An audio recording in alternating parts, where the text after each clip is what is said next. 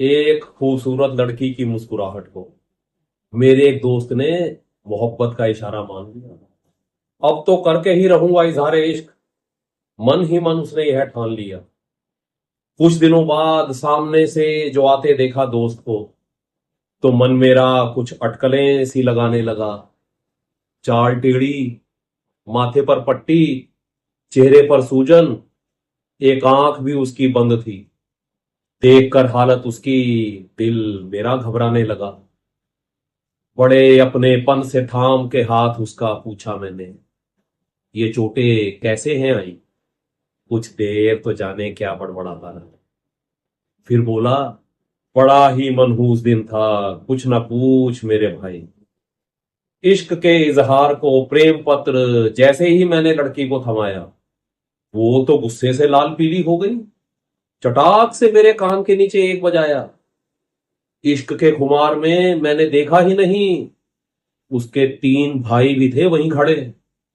कम वक्तों ने आव देखा ना ताव, तीनों ही मुझ पर पिल पड़े। लात, घूंसे, थप्पड़ों से फिर शुरू हुआ मेरी पिटाई का दौर।